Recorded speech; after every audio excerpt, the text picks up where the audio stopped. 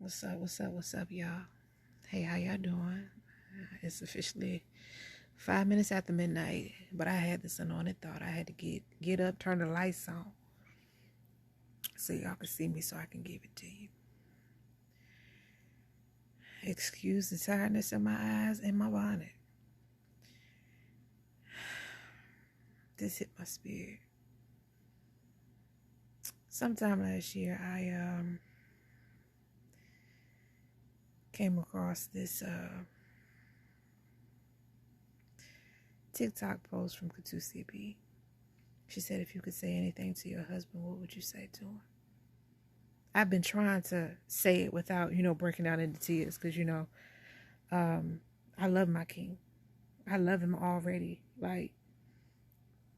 And this is going to be like maybe a 2, 3, 4 part response to that, so I can actually get it all out and articulate what it is that I would say to you. This may be the second part. This may be the first part. I don't know. However order it decides to come out in, that's how I'm gonna give it.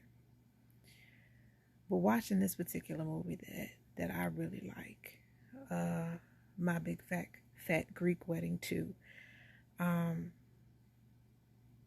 I watched it several times, but this particular scene, it resonated with my spirit and provoked me to just open up my spirit to hear the Holy Spirit, and this is what I got. First of all, let me give you the scene. I'm so sorry. For those that haven't watched it, spoiler alert. Dad finds out that they're legally not married, even though they've been together 50 plus years. And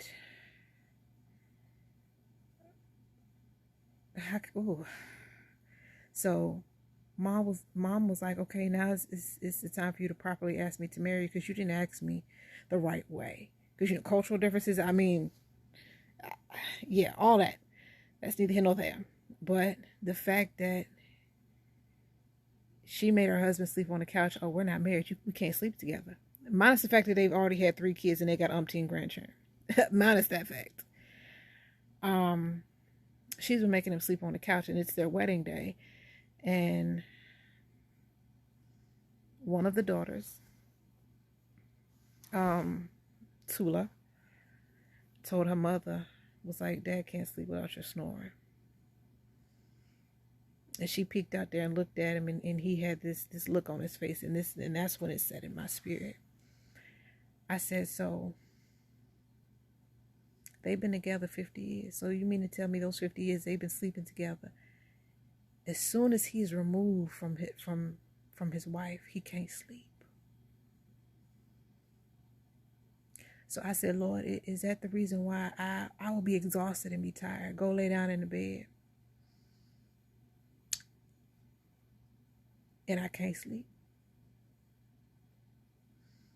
But this is what hit my spirit. I said, I find this funny. I said, so you mean to tell me now that they've been married X amount of years, 50 years plus, when he can no longer sleep with her, he can't lay in the bed with her, he can't get no sleep.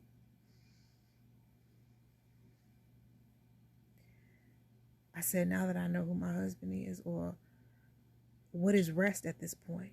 What is sleep? So us as single folks, are we sleeping or are we resting? So what have I been doing without my husband for so long?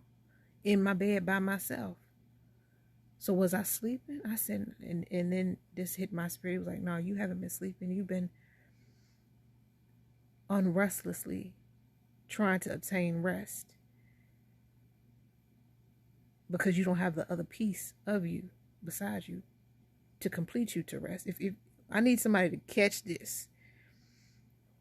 It's different when you're single. And even when you're single, you have some form of sleep, but it ain't rest. You can rest in the bed with your mate.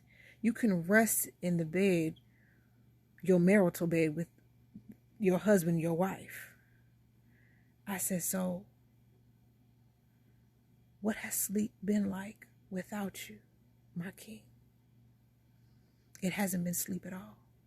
It has been night after night of torment and restlessness that I can't find peace or find rest because I'm not with you. I may have some form of communication with you through the voicemail of, prayer. But what is sleep without you? Restless turmoil and torment for my soul and my spirit as well as my body. Is that the reason why I get up with aches and pains, or is it that just because I'm getting old? Because I don't know about y'all, but even when I did sleep in the bed with somebody, whoever I was dating or whatever, if we took a nap date or whatever, I didn't sleep. I may have laid in the bed and just was I had elevator music going on in my mind. I didn't sleep.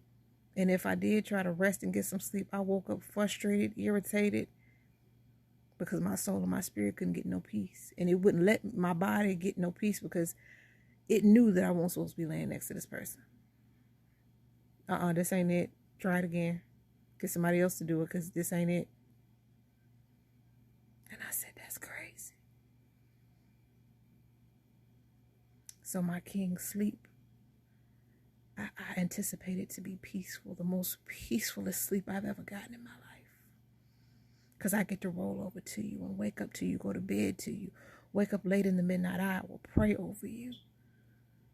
When you over there just drooling on that pillow that I just washed and changed the sheets on. But we not going to get on that. We going to stay focused. We're going to stay focused.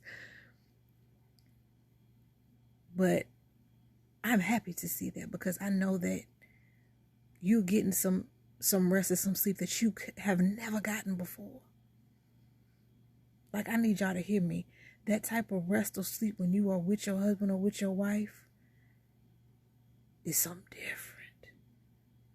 It's like your soul and everything else can be at rest and be at peace because, this is the person I'm supposed to be with. So my soul and my spirit can get settled and be happy and just be at rest and be, I ain't gonna say vulnerable, but just be at a place of peace.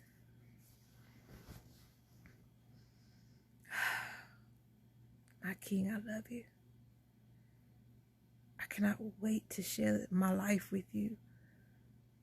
Be vulnerable with you. And you not take it and throw it in my face later.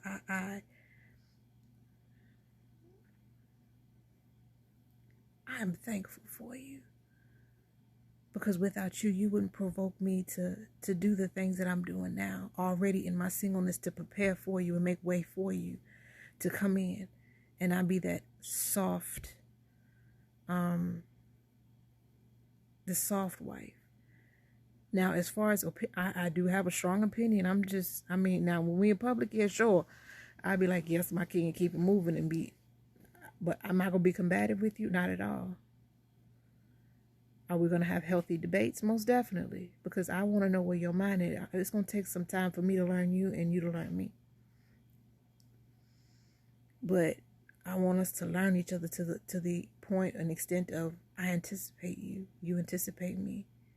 Like, you ain't got to call and be like, baby, I know you're tired. I don't know if you cooked tonight. If you did, thank you. If you didn't, you want me to pick up something? Yeah, whatever you desire is fine. All right, cool. And it's in my mind, I don't want you to pick up nothing already because you don't work all day. I'm supposed to have a meal for you and create your safe space and your place for you to come home to, your sanctuary, your castle.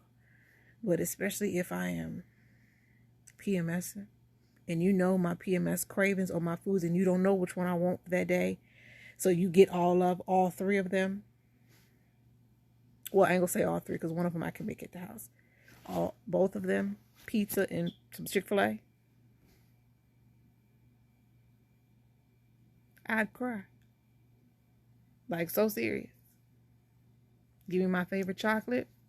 Like, that's the kind of anticipation that I want from you. But at the same time, when I can sense in my spirit, baby has had a bad day.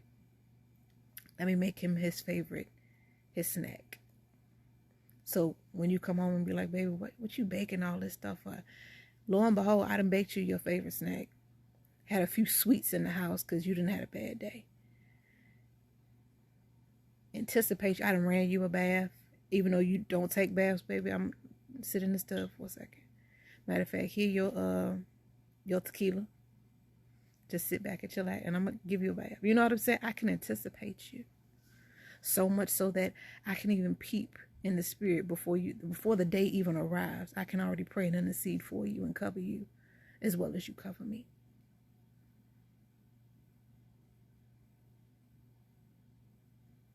I think that's all that I'm going to say on this one because I'm about to cry. But letters from a queen to her king. I think that's what I'm going to call this series. Baby, I love you. More than words can express, more than I can express in words or gestures. I'm glad and thankful that the Lord handmade me for you and you for me. Knowing that nothing else is going to work out other than me and you. And anything that tries to come against us getting together and staying together and being together, they're going to have to answer to the Lord. And he hit hard and he don't miss at all. So I'm not worried or scared. Even though some days you do have me in my feelings, I will say that. But at the same time, you were the only one that could press that button. Irritate and vex me so much so. And vice versa. But we will not leave the house. You may go to your man cave. I may go to my room or my little cave or whatever you want to call it. But when it's all said and done, we don't go to bed mad at each other.